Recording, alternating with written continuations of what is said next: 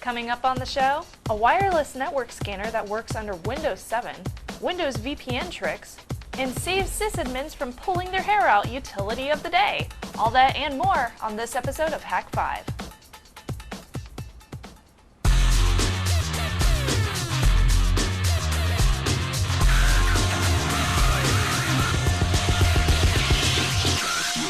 This episode of Hak5 is brought to you by GoDaddy, Squarespace, Gamefly, and viewers like you. All right. Well, hey there, and welcome to Hak5. My name's Darren Kitchen. I'm Shannon Morse. And I'm creeped out. But I like creeping you guys out. It's, you know, a little weird you out, do some unorthodox stuff like I'm going to be doing on the show today. You've succeeded. Yes, thank you. I will be making some sysadmins creeped out as well as soon as they see the crazy stuff that I've done to Windows and VPNs. And it's a hack like duct tape and twine, not a hack like, ooh, I owned your network.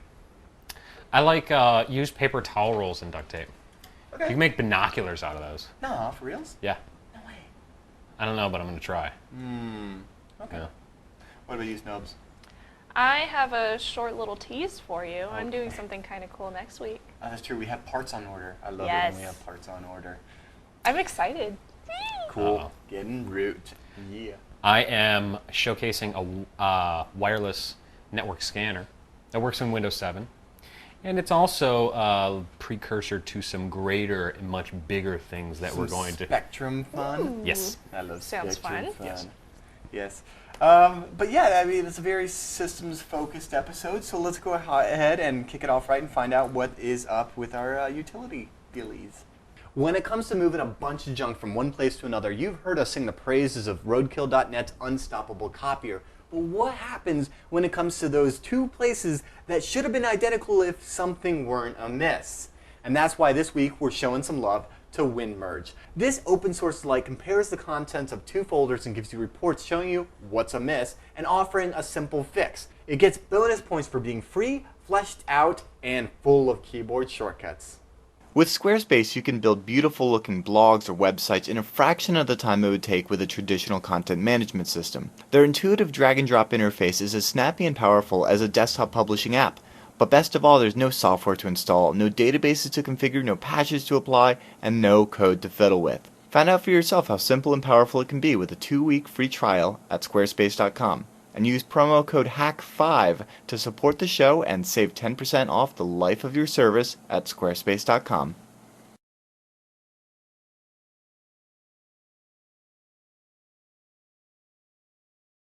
So today I'm going to be showing you guys a tool that I found born out of necessity. Much like all the other tools that you guys have in your briefcase, in your pocket drive, whatever you want to call it. Today we're going to be taking a look at a Wi-Fi finder that I needed to use in Windows 7. Now I'm using the release candidate, however that doesn't matter because even on the RTM that I found, NetStumbler, which was last updated about 5 or 6 years ago, no, 5 years ago? Yeah, 5 years ago, doesn't really work well under Windows 7, let's just put it that way. So what I did is I went on a hunt for a network scanner that worked under Windows 7. And what I found was called Insider. Now, Insider is made by a company called MetaGeek. MetaGeek.net is the place that you can go to download the software for free. Now, it's really just a stripped-down version of some of their other products, which are called channelizers. Now, MetaGeek specializes in Wi-Fi channel range frequency spectrum analysis. It doesn't show it here, but this utility is strictly for finding, locating, and seeing what is on or around you in terms of wireless networks. Now, the reason that I like this utility better than NetStumbler is it gives me a nice arc of channel interference and things like that. Like if I'm on channel 4, there's a little bit of fall off between channel 3 and channel 5. Now I can visualize that here in the software. So coming back to it, we can see here that Hak5 is currently sharing the same channel as two other networks. One of them is Guyville. I don't know who that is. and the other, it just disappeared. And then Linksys and Nancy PC Network are also sharing the same channel. Now, if we wanted to take this and deploy it in a practical scenario, we could say there's nothing around channel 12. Let's take a look at channel 12 and see if we can get some better reception without the interference of having competing access points on the same channel. Now, taking that a step further, what we can do is we can come over and actually purchase some products from MetaGeek, and these products are called the Wi-Spies. Utilizing Wi-Spies, they come in varying channel ranges, whether you want to transmit or just receive. They come in 2.4 gigahertz as well as 5.5 gigahertz for wireless N and things like that. And we can actually generate things like 3D views of the spectrum analysis of the range of megahertz or gigahertz that we want to actually take a look at. So coming here, we could actually see that we've got a 900 megahertz spectrum scan, and it is now visualizing a 3D graph of that. Coming down here, we can actually see the spectrum analysis for pretty much what the Insider utility is showing us, but we can actually see what frequency ranges that there are actually covering in and things like that. I put a call into MetaGeek to see if we can't get a unit to test and highlight for you guys, because there's some really interesting stories in graph results that they have online that you can take a look at, and utilizing the channelizer as well as the Wi-Fi utilities, we could take a look and see if our cordless phone is interfering with our wireless signal, if things like our microwave are interfering with our wireless signal, anything. The spectrum analysis really goes above and beyond what you're going to find just by searching out other access points. Hit me up if you have any questions, matt@hak5.org, forums@hak5.org, or just head over to metageek.net and find out for yourself. Right now, Shannon's going to come in and tell us what's going on with this month's LAN party. This month's LAN party is Team Fortress 2, and we'll be playing on Saturday, October 3rd at game.hak5.org. Make sure to sign up and vote for all the future games, and make sure to join our Steam group over at hak5lan.squarespace.com. And now we would like to thank our LAN sponsor. Keep your personal information away from spammers, hackers, and your crazy ex-roommate. Private domain registration from GoDaddy.com protects your privacy by keeping your address, phone number, and more out of the public database. Check out revision3.com/GoDaddy for all of our GoDaddy codes and offers. Tonight I would like to share with you an IT horror story, and it begins with a hard-coded 192.168.1x office network, and I don't even want to get into why it's hard-coded or why it's not going to change anytime soon, but suffice it to say, that's the bane of my existence. Also, the need to implement a VPN, and I know what you're thinking, there are no fancy routes that are going to fancily route the fun happiness that you need when your corporate network's on a 192.168.1 whatever, and your home users who are connecting on their little Netgear Linksys home network dealies on the same subnet. So, what are we going to do? Well, it's not optimal, but it works. Mind you, there's no money to throw any hardware at this solution, so we are going to do some ghetto systems administration tonight. So let's take a look at what we are working with. I have two servers set up here, and this one right here in the red is salt.hak5.org. I am just going to mock this up here on our network at home at the Hack House, and you can see that I actually have a little Active Directory going on. Let's take a look. We got some users and all that fun stuff. And we've got a routing and remote access server, so we can actually accept VPN traffic. And that's kind of important when you're trying to put together a VPN. This is just about the easiest way to put together a VPN, and if you guys are interested in more of this stuff, trust me, I have a bunch more fun stuff that involves OpenVPN later for the open source crowd. Now, let's come back over to our other server. This right here is our boring accounting server of boringness, right? Might be running Tomcat, and it's not that exciting. Well, let's take a look here. Oh, great. Well, so pretend this 10.10.0 is actually the 192 that I am loathing, and we're going to realize that we don't have a lot to work with here. We need to get both of these on that new shiny happy network, and if we take a look at the VPN server, you can see that I've already set up part of that with the VPN server, and that is the 172.16.85.100. That address is there because I've actually set up this VPN server to give out a static address pool of 172.16.85.100 to 172.16.85.249. Hooray! Now, if we can get all of our clients on here and we've got our one server on there, we're almost there, except we've got all these other boring servers that we need to also connect. And that's where this little tweak is going to come in. So let's take a look at how we will go ahead and connect these two bad boys together. So I'm on my boring server of boringness here, and I'm going to head over to my networking. And we'll create our new VPN connection just like we normally would.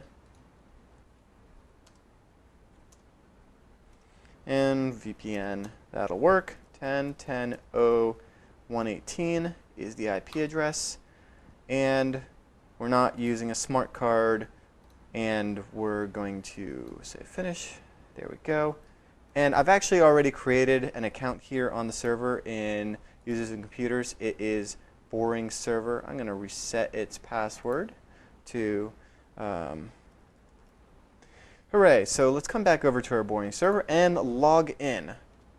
We're going to save that. We'll hit up properties. We'll go to the networking. We'll make sure that it does not become our default gateway under advanced and TCP/IP. We're also going to uncheck the prompt me, and we're going to tell it to redial 99 times every 10 seconds if it does get dropped, but don't drop for any reason. Verifying username and password. We are connected, and we can see we have that new IP address. Hooray! But this is not going to happen every time that the computer turns on, and that's kind of important. And I've seen stupid little tricks where it's like throw it in the startup thing, but it's a server. It, things happen. It reboots, whatever. We need this to happen every time the server starts. We need it to connect to this VPN.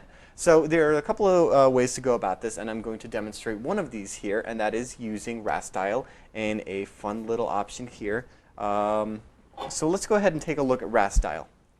So RASdial is a command that allows us to connect and disconnect and whatnot, manage our dial-up connections. And when I say dial-up connections, I mean like, VPN dial-up, right? So let's RASdial/disconnect, and we're not on our VPN server anymore, hooray. And remember that the profile is called VPN here. I'm going to run RASdial VPN, because that's the name of it. Boring server is the username. Our pretty lame password that we set up. And we're connected. So now that we know that we can actually script our dialing of the VPN, let's go ahead and turn that into a service. Now, Matt talked about, I think in Season 4, ways to do this for letting people use like FireDaemon or something daemon that allows other people to manage services. And we talked about IntServe, I believe.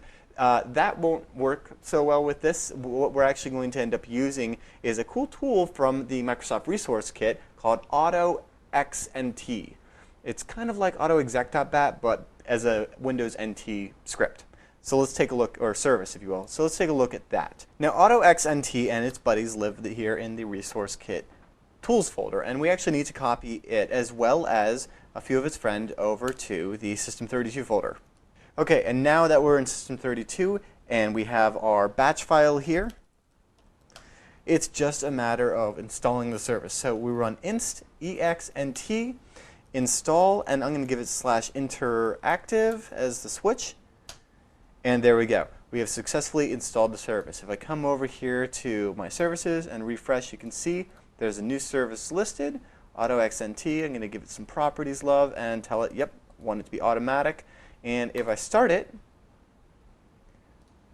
you'll see that I am now connected to the VPN. This will happen every time it connects. Now, there is something to note here, and that is that I initiated this as the administrator, the user that actually created this, this profile. Remember, RASdial.exe just tells it the profile. I'm not giving it all of the parameters, but how does it know the profile? Well, that is actually stored here in Documents and Settings, and I'll go ahead and pull this up. So this PBK file here, this RASphone PBK, if I actually take a look at this in something like Notepad, you'll actually get an idea of what is stored in here, and these are all of the parameters that specify my VPN. Well, this is in the admin folder, and what's going to happen here is that this service is going to run as the local system, not as administrator, so it's just a matter of copying this rasphone.pbk file from Documents and Settings, Administrator, Application Data, Microsoft Network Connections PBK, over to Documents and Settings / all users, and then the rest of it. So that is how you get a server to connect to a VPN every time it boots, and now we don't have to deal with that nasty IP issue as long as everything's always connected to VPN, and it's, I'll be honest, it's not optimal, but it works. So anyway, if you guys have questions about this VPN stuff, go ahead and email me, darren@hak5.org, or feedback@hak5.org, and of course I'm always trolling the forums at hak5.org. Anyway, we are going to go ahead and find out what's going on this week in the contest. I am doing horribly. So this month's contest is for the scatterbrained and deliciously design-conscious desktop users. Share your desktop at hak5.org/screenshot and be entered to win a copy of Ashley Swartow's Hackers Are People Too. Contest submissions will be judged based on their epicness. And now we want to thank this month's lovely contest sponsor. I want to let everybody know that GameFly is an amazing service. They are the largest online video game rental service and offer a choice of over 6,000 new and classic titles across all consoles and handhelds. With plans starting at $15.95 a month, GameFly members can rent 1 to 4 games at a time and keep them for as long as they like. You can also purchase a game if you fall in love with it. They'll send you the box and the manual for a nominal fee. Head on over to gamefly.com/hak5 to get 2-week free trial membership.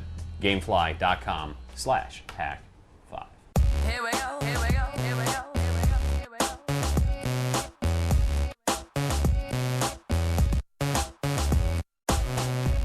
All right, so Darren, I have to give you mad props, I guess I should say, for the duct tape that is your network now. And you know, it's kind of fitting that I'm elaborating on why you need to correctly implement and renumber and re-architect and all this other stuff, your network, and you just really don't give a crap, do you? No, it's not that at all. Dude, trust me, I would love to. How much did you just write a check for? A re-IP costs nothing. Nothing. Nothing. Actually, we have this thing that's hard-coded, and it's nasty. And you know how much it would cost to have that rewritten?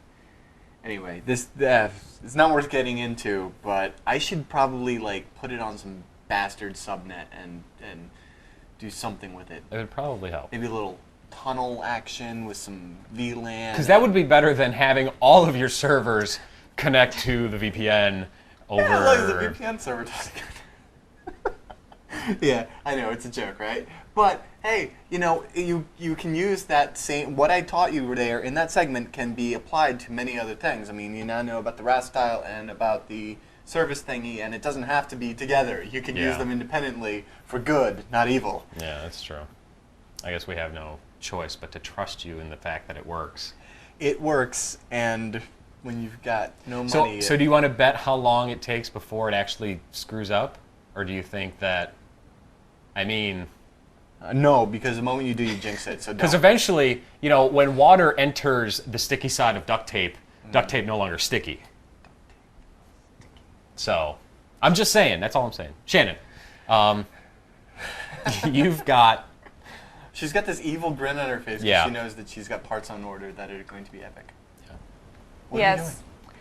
So I figured out that there's a way that you can actually get into the bootloader of the Kindle. Which is what we were talking about a couple weeks ago. Hey, yeah, you're right, because we were talking about Grub.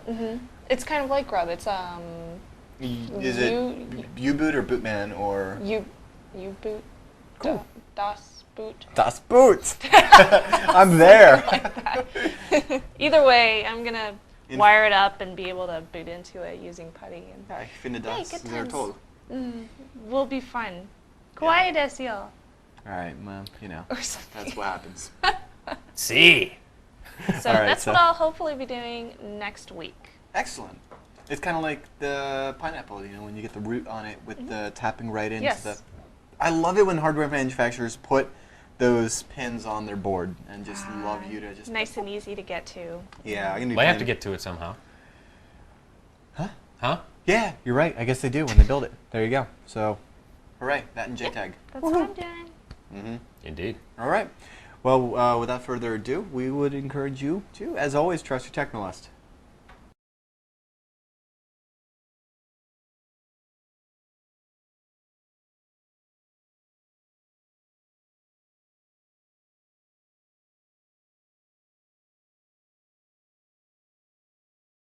I'm on a boat.